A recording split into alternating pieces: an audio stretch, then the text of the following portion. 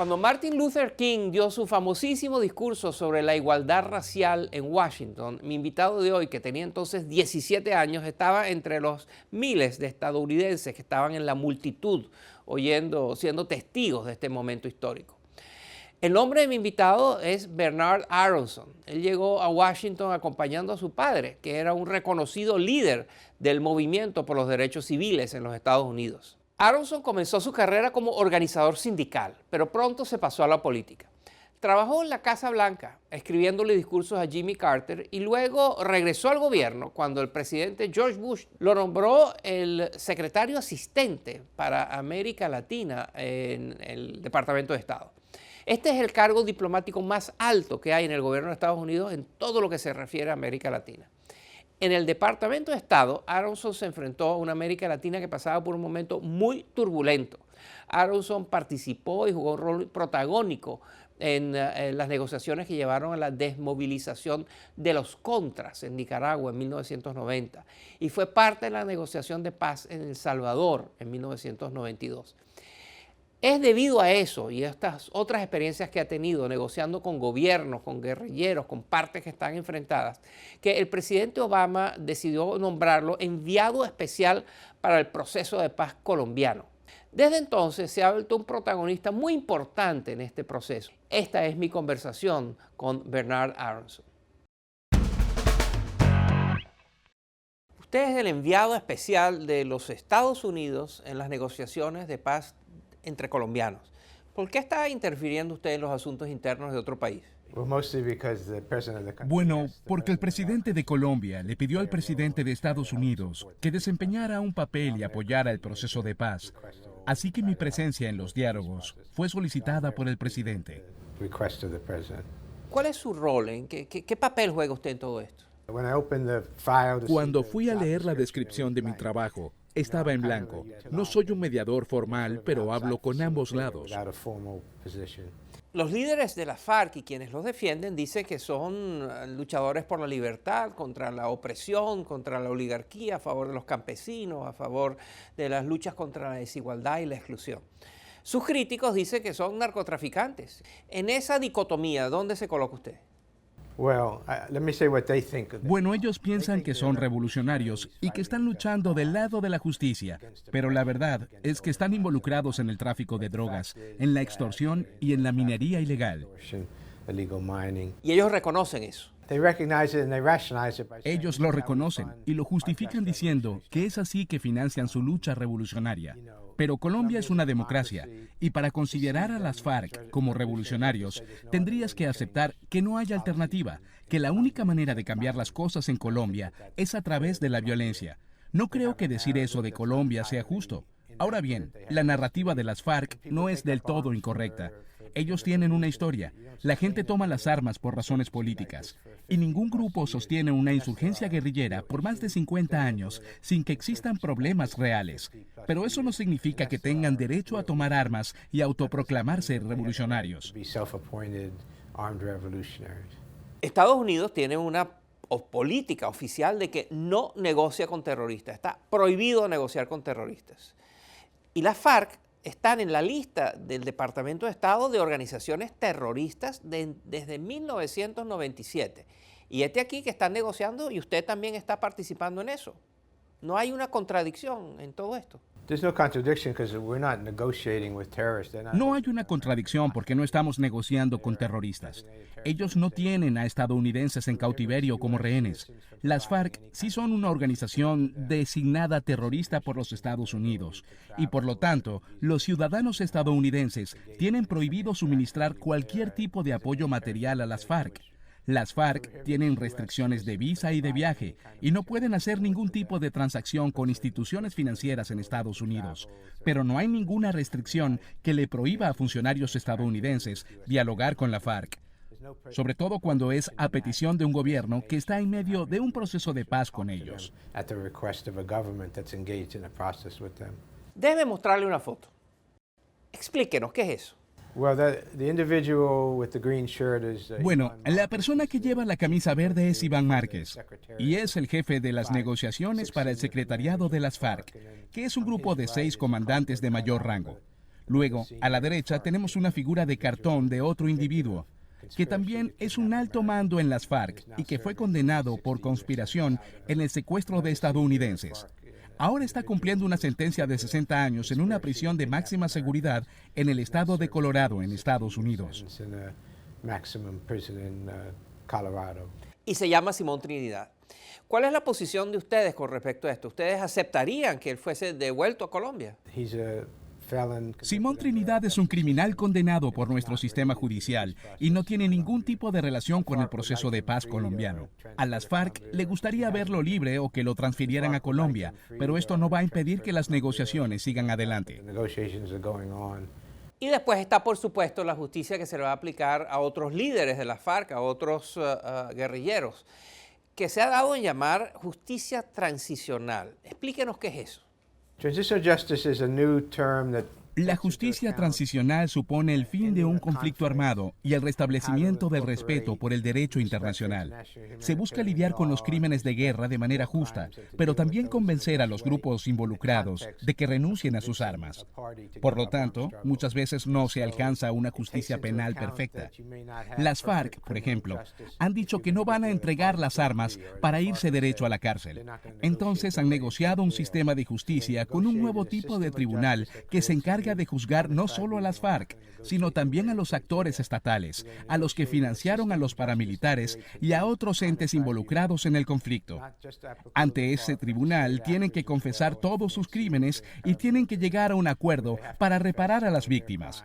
Luego, un juez determina las sanciones con las que tendrán que cumplir. En muchos casos se trata de algún tipo de trabajo forzado por unos años. Como es bien sabido, en Colombia no hay un consenso con respecto a esto. Más bien se ha polarizado mucho el debate nacional. Mire, por ejemplo, lo que dice el expresidente Álvaro Uribe con respecto a las negociaciones de paz. Porque ese acuerdo de impunidad total es un acuerdo generador de nueva violencia y que no será sostenible.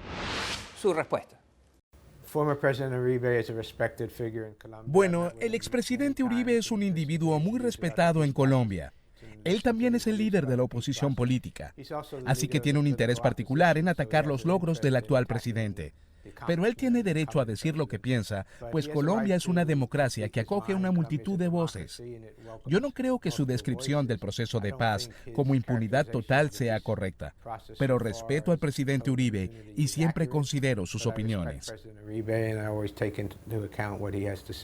Y hay otro grupo terrorista que usted conoce que se llama el ELN, que recientemente ha dicho que también iba a iniciar unas negociaciones de paz con el gobierno del presidente Santos. ¿Qué piensa usted de eso? Hay dos grandes grupos insurgentes en Colombia. El más pequeño, pero que sigue siendo peligroso, es el ELN. Haber logrado que el ELN se siente en la mesa de negociación es un paso positivo para el presidente Santos. Pero también es una prueba para el ELN. Ya veremos si se están tomando en serio la negociación de paz. Usted tiene una larga experiencia en negociaciones de paz, en buscar acuerdos entre partes que han estado en guerra por mucho tiempo. Lo ha hecho en Centroamérica, en varias partes, notablemente en El Salvador. ¿Qué lecciones ha sacado usted de esa experiencia que pueden ser aplicables al caso de Colombia? La paz solo es posible si todas las partes están listas. En el caso de Colombia, creo que las FARC ha entendido que después de 51 años de lucha armada, ya la opción militar no es viable, así que tienen un incentivo para negociar la paz. En segundo lugar, creo que la comunidad internacional tiene que estar involucrada y ser tanto una fuente de apoyo como de garantía. Están ahí para enviarle un mensaje a todas las partes, pero sobre todo a los insurgentes, de que existen expectativas, de que hay un precio político a pagar si no se comprometen a negociar y alcanzar la paz. En tercer lugar, creo que cuando la guerrilla tiene un punto o una propuesta seria, hay que considerarlo y no solo tomar bandos. La gente no se toma las armas y sostiene una lucha armada durante décadas, sufre durante décadas, si no tienen alguna agenda política seria. Uno de los retos de las negociaciones de paz es unificar al país alrededor de ellos. Y que usted sabe, como hemos dicho, que en Colombia está muy polarizada la situación. Hay muchos escépticos que no creen en los comandantes de la FARC, no creen en sus promesas y creen que son unos terroristas y unos criminales que merecen ser castigados. ¿Qué le diría a usted a un colombiano o una colombiana que sea escéptica, que dude de este proceso? Creo que no trataría de decirle a un colombiano cómo tiene que interpretar el proceso de paz. El presidente Santos dijo que le daría al pueblo colombiano la oportunidad de votar por el acuerdo final. Tendrán la oportunidad de leer todas las secciones y podrán considerar las ventajas y desventajas. Como usted dice, algunos colombianos se opondrán y otros no. Así es como una democracia debe funcionar. Pero si la mayoría de los colombianos apoyan el acuerdo, entonces entrará en vigor. Y cabe añadir que el presidente Santos no tiene que hacer eso. Él puede firmar el acuerdo como presidente sin consultar la opinión popular. Pero él está tratando de mostrar su compromiso con un proceso democrático que tome en cuenta las opiniones de los ciudadanos de su país. ¿Cuáles son los puntos de conflicto más álgidos, más sensibles que quedan en esta negociación, que están pendientes de ser resueltos? Un tema es cómo se dará la desmovilización de las FARC. ¿En qué número de zonas se concentrarán? ¿Dónde estarán esas zonas? ¿Qué acceso tendrán a la población civil? ¿Cómo van a participar en la política? ¿Cómo se desarma a este grupo? ¿Y en qué periodo de tiempo? ¿Cómo lograr que los miembros de las FARC se sientan lo suficientemente seguros para abandonar sus armas sin quedar a la merced de represalias y violencia política como ocurrió a mediados de los años 80 cuando trataron de hacer política con el Partido de la Unión Patriótica? Otro último tema es cómo poner en práctica el acuerdo final. Se tienen que establecer mecanismos que aseguren a ambas partes de que lo acordado se está llevando a cabo.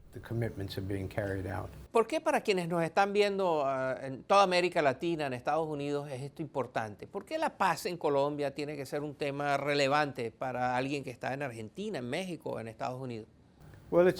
Bueno, es importante por muchas razones. Una de ellas es que los valores de la paz son importantes moral y políticamente. Y esta es una oportunidad para poner fin a una guerra de 51 años que ha dejado 225,000 muertos y 6 millones de personas desplazadas. Una guerra que ha dejado a muchas familias con desaparecidos y sin la posibilidad de enterrar los cuerpos de sus seres queridos. Así que poner fin a esta guerra tiene un enorme valor político y moral. En segundo lugar, el fin del conflicto contribuiría a la estabilidad regional y el fortalecimiento de las instituciones democráticas en América Latina, que son muy importantes. Y en tercer lugar, diría que una Colombia exitosa con instituciones democráticas fuertes, con un ejército dirigido por entes civiles y con una economía abierta y eficaz que mira hacia Asia, hacia Europa y hacia Estados Unidos, es un modelo a seguir para el resto de la región. Creo que presenta un importante punto de contraste al populismo autoritario que ha fracasado en los países vecinos. Bernard Aronson es el enviado especial del presidente Obama para las negociaciones de paz en Colombia. Es uno de los diplomáticos más experimentados y más respetados del Departamento de Estado en Estados Unidos. Muchas gracias. Thank you, Moisés. Y así hemos llegado al final del programa. Si quiere volver a ver algún segmento o compartirlo por sus redes sociales, por favor, visite nuestra página web, efectonaim.com, o envíenos sus comentarios en Twitter a la cuenta del programa Efecto Naim o a mi cuenta personal, @Moisés Naim.